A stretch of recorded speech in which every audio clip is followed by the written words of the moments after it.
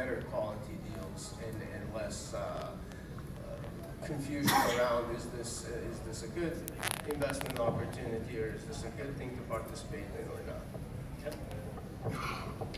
So I'm a traditional VC, so this is something I clearly think about on a daily basis. On one side, I fluctuate between, oh my God, we're going to die and I'm going to be jobless in a few years. And I keep telling this to some of my colleagues who are here every now and then. And at sometimes I'm like, nothing has really changed. The fundamentals with the VC business are still there. So ICOs as a concept are here to stay. The cat's already out of the bag. The question we need to ask ourselves as VCs is how can we coexist with this ecosystem and build an ecosystem where we can add value to both entrepreneurs and investors together. So just look at how much money is being raised and how easily it's being raised in ICOs. Entrepreneurs who actually have even no team, just a white paper, are going out there raising $50 million in like 7 seconds. It's crazy. So any entrepreneur who wants to actually raise initial capital can actually go out there, find a bunch of backers who believe in their project or their technology to back them up. So it's become very easy to fundraise. And so this shift will continue to happen. But to what extent, what regulatory implications will be there, how this will be clamped down is all yet to be seen over time. But I personally am a big believer in the way this industry is shaping out. So just to dial it back a little bit, I think one of the most forward-looking VCs in the space has been Union Square Ventures in US. So they did a blog post called Fat Protocols, and that's shaped most of the thinking for any smart VCs who's playing in this space. Everybody should Google that blog post. I think it's from 2013. It's called Fat Protocols. So basically what he says is that in 94, 95, when all these HTTP, SMTP, the first generation internet protocols were being created, right, most of the value was being captured by the application layer. And that application layer were companies like Amazon, Facebook, Google, and all of that. So everyone centralized sort of created that main bunch of value, right? Nobody made money off buying it, creating HTTP or any of these protocols. With this sort of change, the Web 3.0, which is coming up with these new protocols, you're creating blockchain-based protocols, most of the value is going to be captured in the tokens or the protocol layer. So if you just do a basic check, right? I mean, Coinbase, I think, is the most valuable blockchain startup in the world at, I think, $1.5 billion right now. Bitcoin itself is probably high double-digit billions as a market cap. So most of the people are going to make more money in the buying of the protocols. So that's a direct incentive for users and VCs and everyone to participate in that layer, as opposed to, say, just picking out companies in that. And that's sort of creating that whole power dynamic shift, which some VCs are adjusting to it by sort of participating in hedge funds, which are trying to buy these tokens at an early stage. There will be VCs for sure. There are these crypto hedge funds which have come up in the US, and they're trying to venture capitalize the whole space by buying out these tokens at a 30% discount, which a retail sort of ICO participator will never be able to get access to. Because even these ICO guys, before they launch, need some name brand VCs or some name validation or even a basic sort of capital just to build out these products.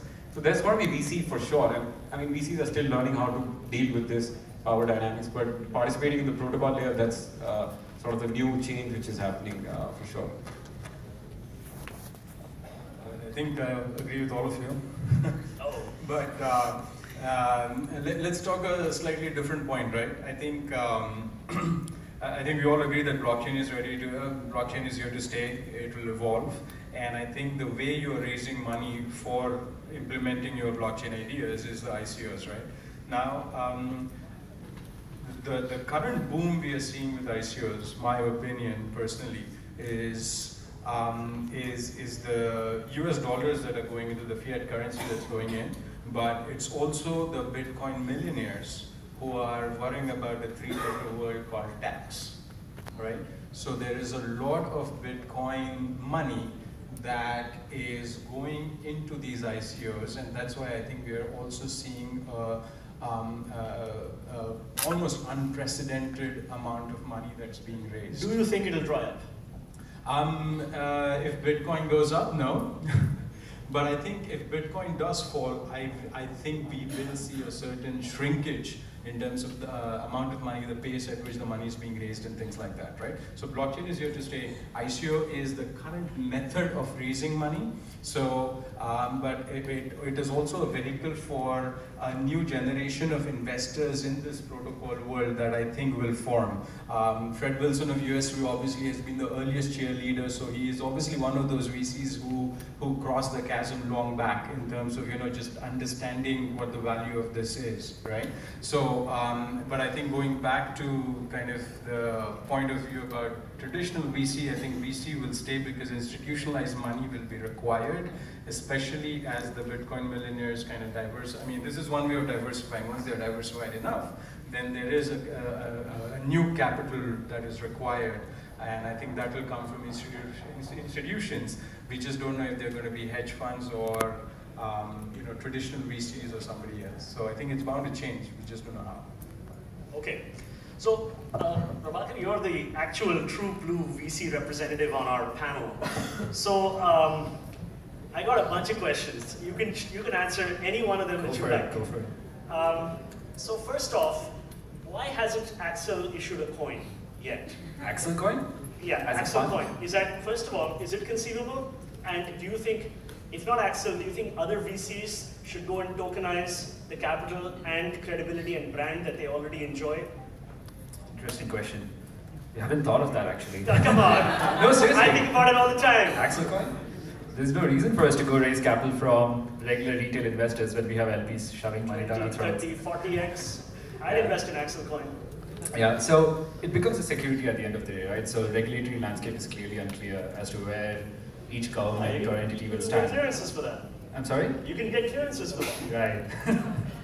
Yeah, so if we do ever announce an Axel coin, I'll come and let you know, don't worry. But currently there are no such plans. The reason for us to raise money from regular retail investors would be because we think that's a cheaper source of capital, perhaps. But just think about who our investors are. They're LPs, they're big institutions or pension funds and all these guys. They have been investing in us for the last 30 years. It's the same set of LPs. We've been returning great returns for them, 5x, whatever it is, over the last few years. And we will continue to get that source of capital until you mess up. Until they start seeing better returns from funds like Brad's, right? So, and at that point, we'll start thinking about, should we actually start an Axel coin? Should we actually raise money from retail investors? Those are maybe at least a few years out, hopefully. Okay, so one follow-up, and then we'll pass it over to Utsav as well. And then if you guys want to come in, let me know. Oh, you'd like to come in right away on this? Please.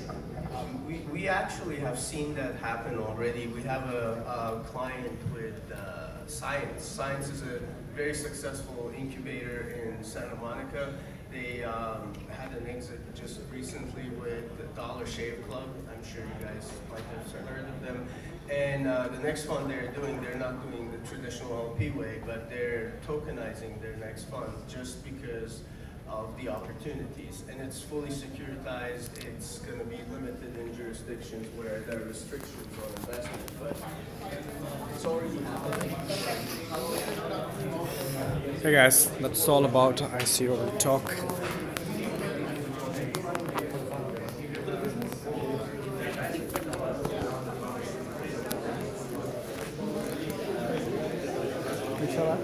Vishal,